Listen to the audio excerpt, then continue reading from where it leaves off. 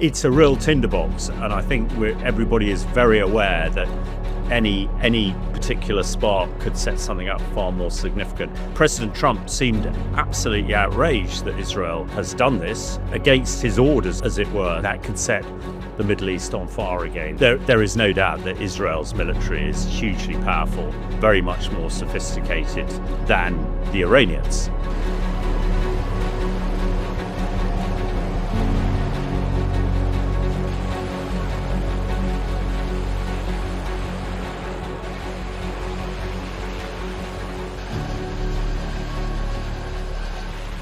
I think the war in the Middle East is proving, quite complex and difficult to understand. And what we've seen in the last 24 hours is yet another sort of twist. There's been a very fragile ceasefire, really, for quite a considerable amount of time. But over the weekend, the Israelis and the Iranians have exchanged missiles and attacks. Now, it sort of represents a slightly different approach that the new regime in Iran seem to be taking.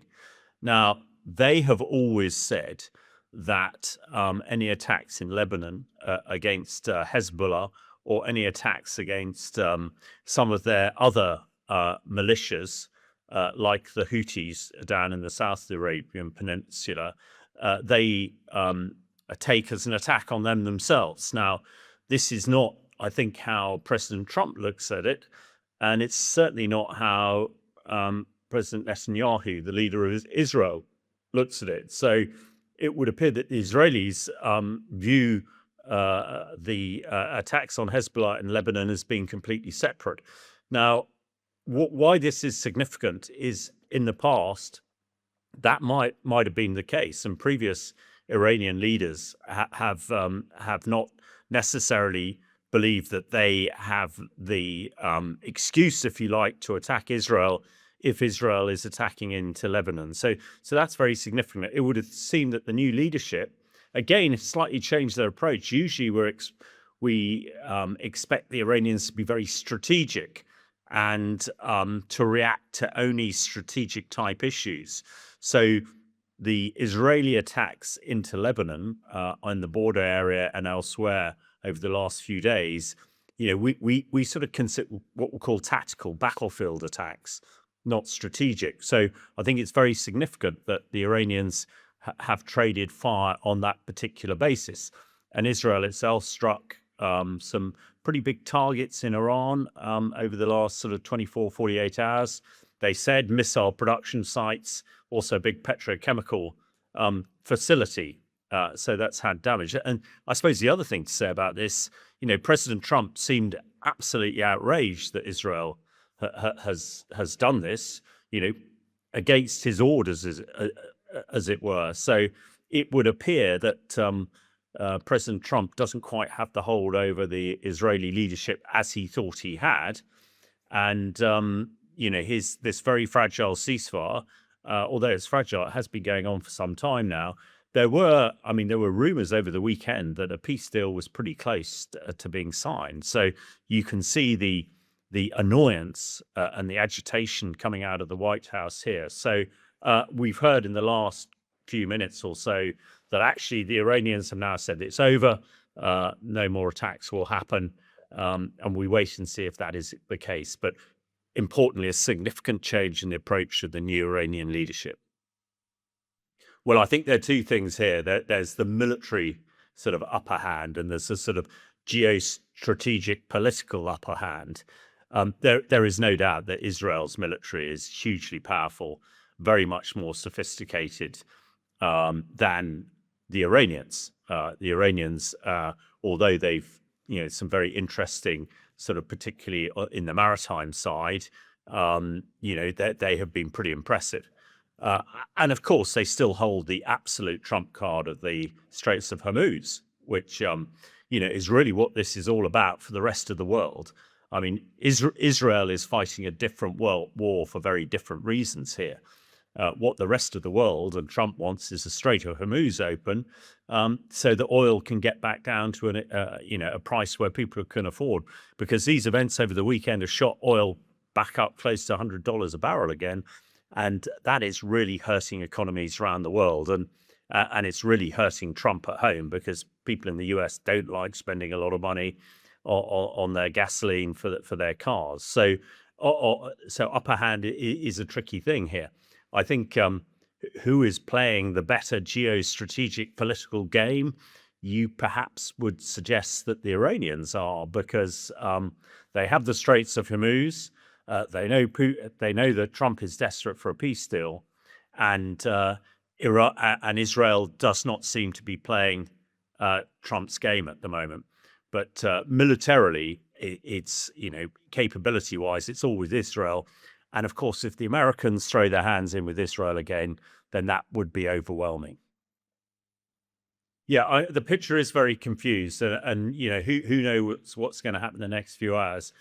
What the Iranian leadership did say, and again, as part of their more demonstrative action, their more sort of proactive approach, was that they had prepared a week of strikes against predominantly Israeli targets. Now another bit of the uncertainty is whether they were going to attack other Arab states as they've done in the past, which significantly increase the issues here.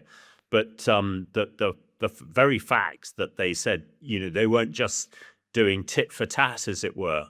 In the past, if the Israelis fired a missile at Iran, Iran fired one back. The new approach was, well, we're going to do more than that. We're going to escalate, which again seems a pretty strange. Well, maybe they're hugely confident that President Trump doesn't want to get involved. So it's one thing Israel retaliating, but if the Americans retaliated, then that's a completely different sort of ball of fish. So it's this new approach of the new leadership, and you can just feel the frustration and the anger coming out of the White House, predominantly aimed at Israel. Trump is so desperate for this peace deal to come through. With the November midterm elections coming up, Trump has got to find a success somewhere. He hasn't managed to end the war in Ukraine and is not really putting much effort into it. He seemed to put all his eggs into one basket, the basket that would be a peace in the Middle East. And he probably thought to the end of last week that was very much in his grasp. And then suddenly President Netanyahu acted on his own, really against Trump's wishes. So I think there we are. And you can see that maybe the Iranians are realizing this and trying to make the most of it. So what happens now, we will wait and see. I think we're all hoping that the ceasefire, does hold, that's the end of the attacks and everything else. And this so-called peace deal that we thought was going to happen over the weekend gets back on track as soon as possible. The biggest risk is that of escalation, that these missile strikes keep going, because it's very difficult not to escalate, very difficult to limit, a strike here, a strike there. And of course, dare I say it, if any Iranian strikes kill a significant amount of Israeli people, then Trump is going to have to go in with the Israelis, and then that could set the Middle East on fire again. So I think, and also whatever, if Iran then decides to start firing on ships in the Strait of Hormuz again, start firing at Arab countries like Qatar and Kuwait, and we saw the Kuwait airport badly hit a few days ago and people killed. So it's a real tinderbox, and I think everybody is very aware that any particular spark could set something up far more significant. And I think what the frustration is, we seem to have got close to some sort of peace deal, and the ceasefire for what it is has held for a significant time. We haven't really had significant attacks since the end of April. So there was a hope that things might return to normal. The price of oil had started to go down, but it's such a fragile situation, so difficult that anything could spark it. And we got to understand the Iranians don't think like we do, and certainly the Iranian leadership.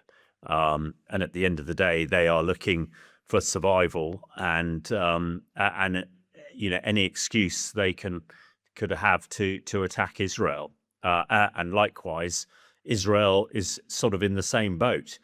And when you have a media, um, rather, you have a moderator, somebody who's trying to sort everything out, like President Trump, who is so unpredictable, you're not quite sure how he's going to react to some of these situations. And when he's got advisors like Pete Hesketh, the defense or the war secretary, again, you just don't know. I mean, uncertainty is really the buzzword going around at the moment. And when you're trying to create peace deals and ceasefires, uncertainty, when either side doesn't really know how the other's going to react, is really dangerous. So, yeah, we are in a challenging position at the moment. And at the moment, the ceasefire has sort of been zipped up again by both sides. But who's to say that that's gonna last? So I think the next few days are going to be, as we're always saying, the Middle East, really critical. But let us hope that this peace deal that Trump keeps talking about, is as close as he says it is. This is, these things could go so many different ways. For the rest of the world, it's all about opening the Straits of Hormuz, and that seems to have been something that was very possible. We know that European NATO navies are stood by to help out, and if any demining needs to be done, that can be done. But that is critical for the rest of the world. I think the Iranians are sort of getting more confident now that they know what power that they have. Now, and when you look at the Israelis aren't so concerned about the Straits of Hormuz. Sure, no doubt a lot of the oil that they get comes from there, but it's the Israelis are not so much worried about economic type things. They're more worried about protecting their country and their people. So there are lots of different things at stake here, and the person who can probably make all this happen, President Trump, gets deflected fairly easily onto other things at the moment, and he probably needs to absolutely focus on this 100% to get it right. So I think if we'd spoken back in April whether there would be a ceasefire that lasted into the sort of early June, we would have probably said that was unlikely. But that is something good that we can take out of this, that it has to a larger extent worked.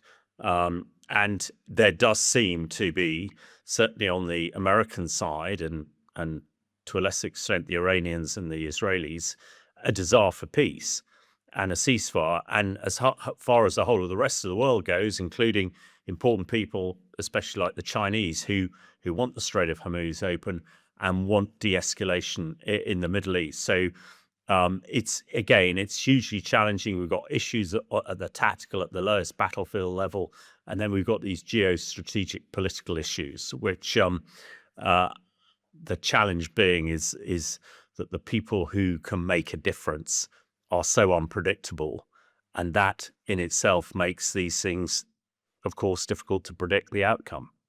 Well, I think I'm not sure that we're heading towards a wider war. And I'm not sure we're heading towards peace. That might sound like an oxymoron, but when this war started in earnest over 100 days ago, there was a concern that it would ignite the Middle East and set the whole Middle East on fire. Now, it didn't do that, despite the fact that a lot of Arab countries were attacked and suffered casualties. The fact that we've had a ceasefire over all these weeks and months is a good thing. It means that it can work. It is very much in the interests of the powerful countries in the West and China to have peace in the Middle East. China needs the cheap oil coming out of Iran and elsewhere, and the Americans, also need oil at a price that the people who vote for Trump will accept. And at the moment, that's absolutely not the case. So many factors at work here. But on the other side of it, are we going to get peace? Well, a ceasefire, a fragile ceasefire, you could hardly declare, as a acceptable peace deal. So I think that's sort of where we are at the moment. I don't think it's going to escalate. but I'm not sure we're going to get a peace that most people in the world would term as a decent peace deal, an extended ceasefire, and then try and work out the best ways to move forward. So I think we're still in limbo, for want of a better word, and it will depend on the key protagonists: the American president, the Israeli president, and the supreme leader of Iran. Well, I think we don't really know well the new leadership in Iran, although what we can gauge, I think, from the activities over the last 48 hours or so, is there is a change in approach. And in the past, the Iranian leadership was very much strategic and took a much wider view on things, whereas the new leadership seems to be quite happy to go toe to toe with the Israelis and attack for tactical, lower reasons.